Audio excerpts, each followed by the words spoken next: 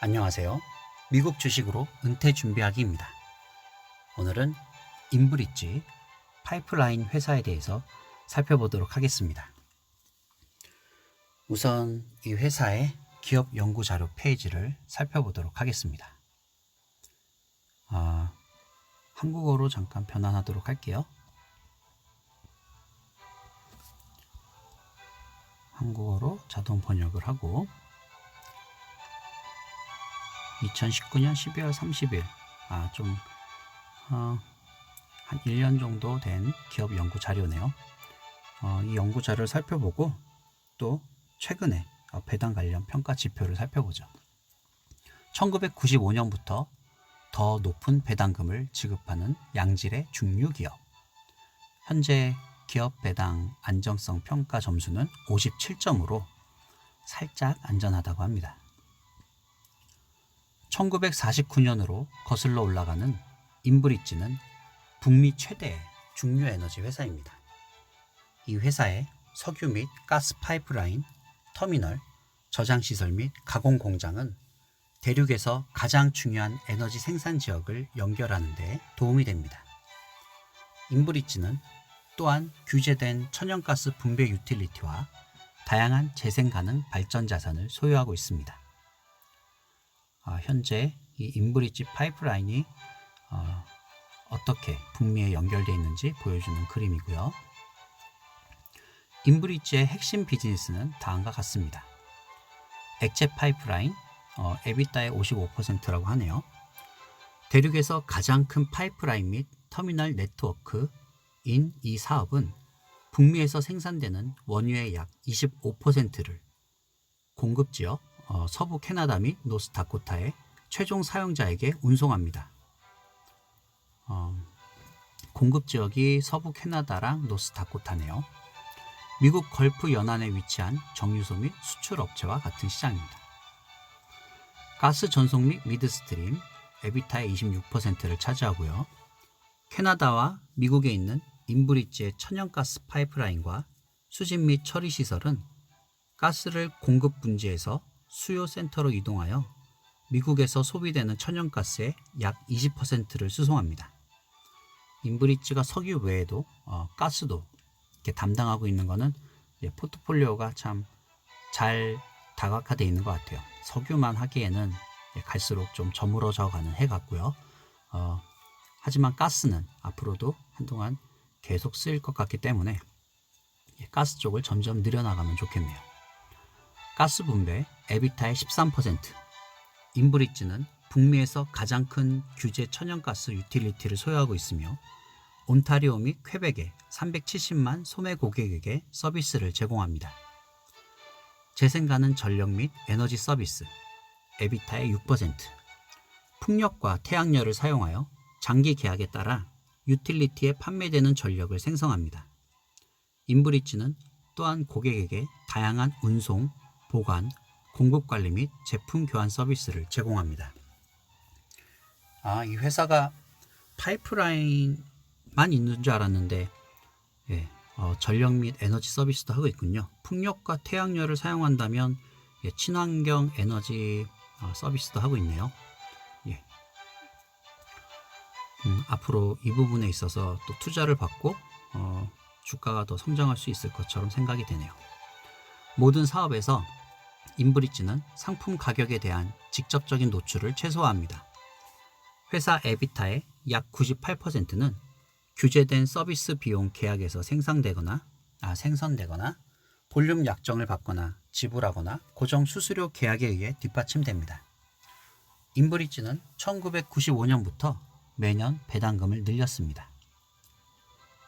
미드스트림 산업은 인브리지가 20년 이상 예측 가능한 지불금으로 소득 투자자에게 보상하는 데 도움이 된 수많은 경쟁 우위를 누리고 있습니다.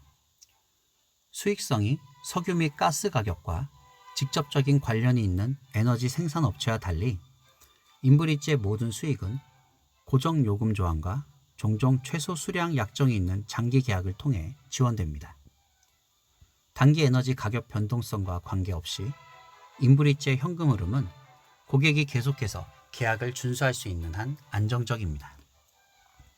이 회사의 에너지 및 유틸리티 고객은 엑손, 콘에드, 쉐브론과 같은 블루칩을 포함하여 업계에서 재정적으로 가장 강력한 고객 중 하나입니다. 실제로 인브리지 현금 흐름의 93%는 투자 등급 신용 등급을 가진 고객으로부터 발생합니다. 이 인브리지 현금 흐름이 계약이 준수되는 한 안정적인데 이 계약을 준수해야 하는 이 석유 회사들이 상황이 너무 어려워지면 또 어떻게 될지 모르겠네요. 그래도 좋게 보고 있는 캐나다의 파이프라인 회사인데 잘 회복되고 또 배당금 주는 데 있어서 문제가 없기를 바라봅니다. 결과적으로 회사의 현금 흐름은 시간이 지남에 따라 매우 탄력적인 것으로 입증되었습니다. 인브리지의 조정 에비타는 금융위기와 2014년에서 16년 유가 폭락 기간에도 성장했습니다. 그래프 참고하시고요. 인브리지의 현금 흐름을 뒷받침하는 저위험 상업 계약 외에도 에너지 인프라 산업은 높은 자본 집약도와 규제 특성으로 인해 진입 장벽이 높습니다.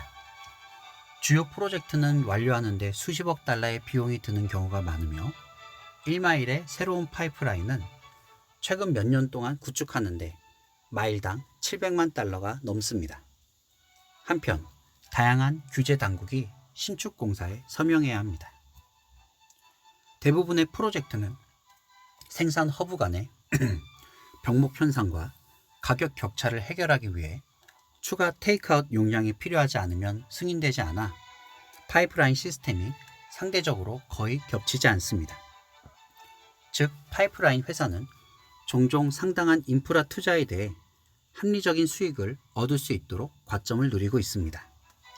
또한 지리적 제약과 함께 안정성과 비용 효율성을 고려할 때 파이프라인을 대체할 수 있는 파이프라인이 거의 없습니다. 많은 석유 및 가스 구조물이 접근하기 어려운 지역에 있습니다. 이 운송에 있어서 정말 파이프라인이 가장 효율적인 에너지 운송 수단이라는 거죠. 그리고 이 부분은 몰랐는데 뭔가 추가적인 용량이 필요하지 않으면 파이프라인 시스템 허가를 안 해준다고 하네요. 그래서 파이프라인 회사는 과점을 누리고 있다고 하는군요. 굉장히 이건 좋은 소식이네요. 저는 미국에 보면 은근히 파이프라인 회사들이 좀 여러 개가 있어서 좀 중복되지 않나, 서로 경쟁이 치열하지 않을까 했는데 나라에서 나름 효율적으로 파이프라인 회사가 딱 필요한 곳에 중복되지 않게 배치되도록 나름 골고루 분배가 되어 있나 봅니다. 또한 정제된 석유와 가스를 필요로 하는 많은 제품이 본질적으로 임의적이지 않기 때문에 파이프라인의 수요 패턴이 비교적 안정적입니다. 어떤 면에서 미드스트림 산업은 에너지 생산자에게 필수적인 서비스를 제공하여 안정적인 현금 흐름을 제공한다는 점에서 유틸리티 부문과 유사합니다. 에너지의 자산은 특히 고객에게 중요하며 캐나다의 제한된 파이프라인 시스템과 회사의 규모를 고려할 때 복제하기 어렵습니다. 예를 들어 하루의 인브리지는 미국으로 향하는 모든 캐나다 수출품의 60% 이상을 수송하는 미국 최대 단일 석유 동안입니다. 인브리지 없이는 북미의 에너지 경제가 작동할 수 없습니다. 고객은 특히 캐나다에서 생산되는 중유가 필요한 북미 정유소의 4분의 3을 포함하여 가장 큰 공급 유역을 최고의 시장에 연결하기 때문에 회사의 통합 시스템을 높이 평가합니다. 이는 에너지 생산자에게 생산 가치를 극대화할 수 있는 더 많은 유연성을 제공합니다. 경영진은 또한 인브리지가 강력한 경쟁력을 유지할 수 있도록 보수적으로 비즈니스를 운영합니다. 이 회사는 특정 공급 유역에 의존하지 않으며 운영은 석유, 가스 및 유틸리티 시장에서 훌륭하게 다각화됩니다. 인브리지는 또한 스탠다드 앤 푸어스의 BBB 플러스 투자 등급 신용 등급을 유지하고 업계 최고 등급으로 묶여 있습니다. 성장 자금을 조달하기 위해 주식 발행이 필요하지 않은 자체 자금 조달 비즈니스 모델을 보유하고 있으며 합리적인 지불 비용 65를 목표로 합니다. 합리적인 지불 비율이 65라는 게 무슨 말인지는 잘 모르겠네요. 분배 가능한 현금의 아무래도 이 내용이 65% 현금 흐름의 65%를 지불하는 걸 목표로 합니다.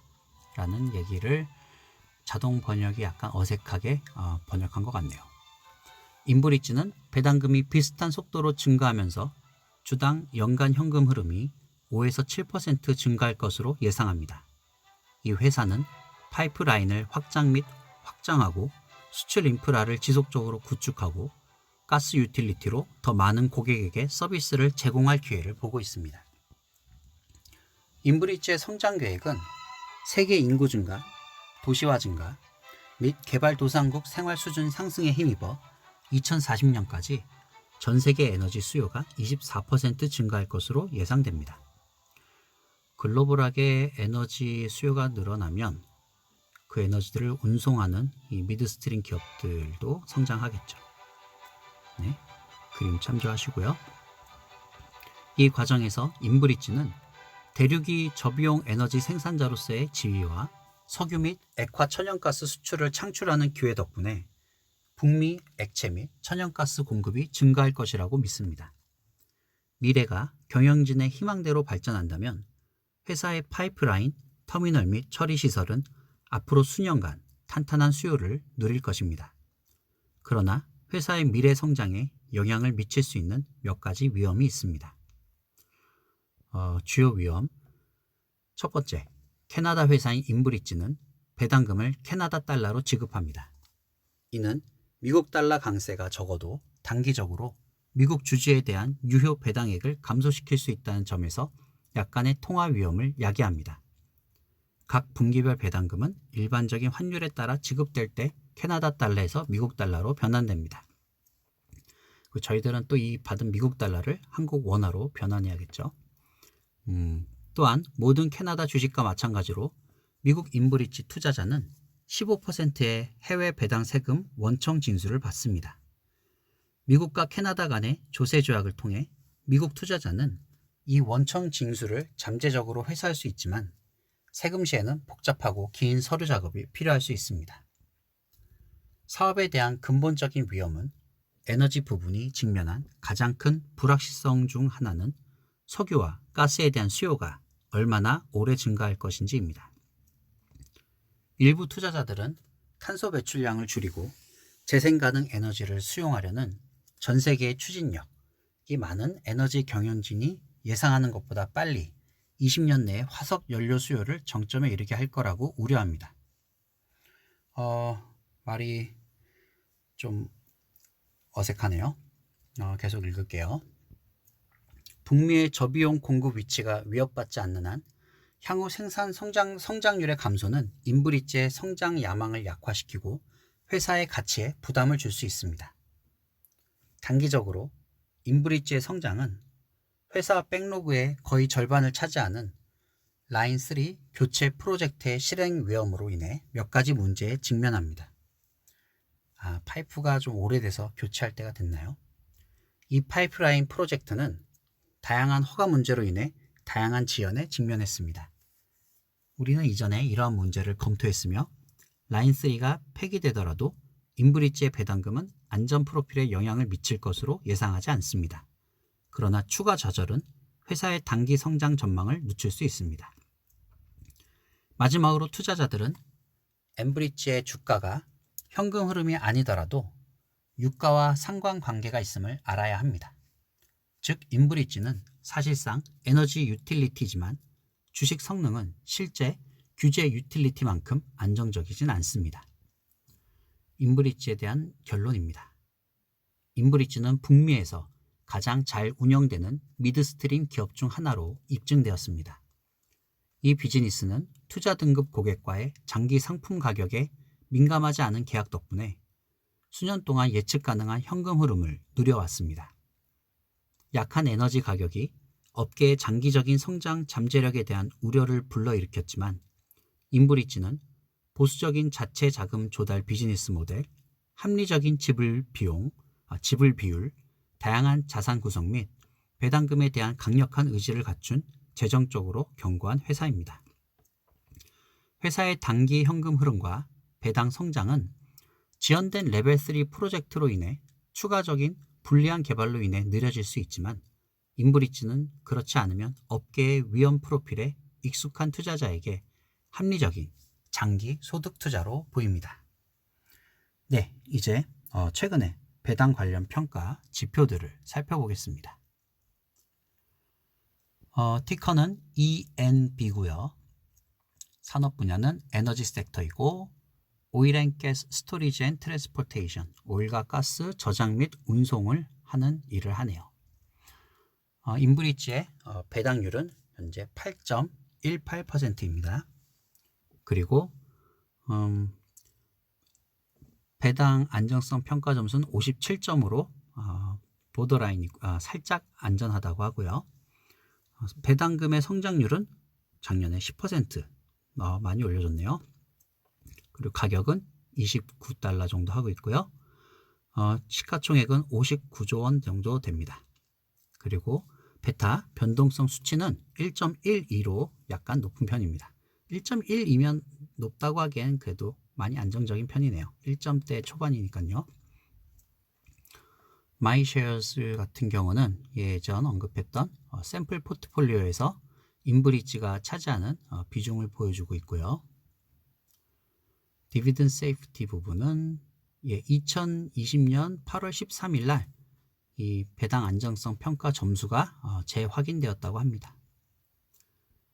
그리고 조금 전에 살펴본 기업 연구자료 페이지가 이 리서치 제일 윗부분에 있는 내용이고요. 이제 아래로 갈수록 좀 더 오래된 내용이 있고요.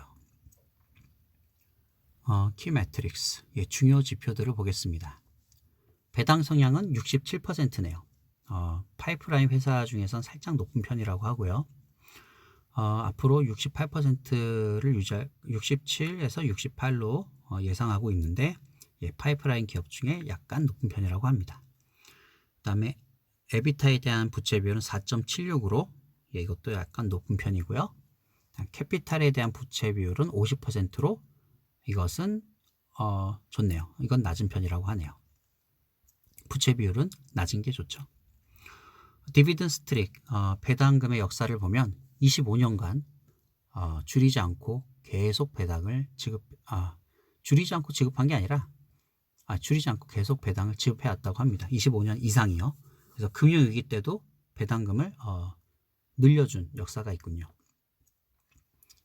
그리고 여기에 이제 배당금을 얼마나 오랫동안 올려줬는지 좀 더 밑에 나오겠죠. 디비든 그로스, 배당금에 대한 어떤 성장률은 작년에 10%, 그 다음에 지난 5년간 16%였고 20년간 평균은 12% 올려줬습니다. 굉장히 많이 올려줬네요. 디비든 그로스 트릭, 24년간 배당을 줄이거나 동결하지 않고 계속 올려줘 왔고요. 25년 이상 줄이지 않고 계속 배당을 지급해 왔습니다. 이 회사도 분기별로 배당금을 지급하고요. 3월, 6월, 9월, 12월에 배당금을 지급합니다. 네, 이제 마지막으로 밸류에이션 부분을 보도록 하죠. 지난 5년간 배당률은 5.88%였는데 현재 8.18%로 배당률이 39% 더 증가했고, 이건 정말 배당률이 지금 이렇게 높아졌을 때 투자하기 좋을 때라고 얘기하네요. PER 같은 경우는 예전 5년 평균 10.6이었고 지금은 8.4라고 합니다. 그래서 지금이 투자하기 좋을 때라고 얘기하고 있네요. 그럼 우리 모두 돈으로부터 자유로워지길 기도합니다.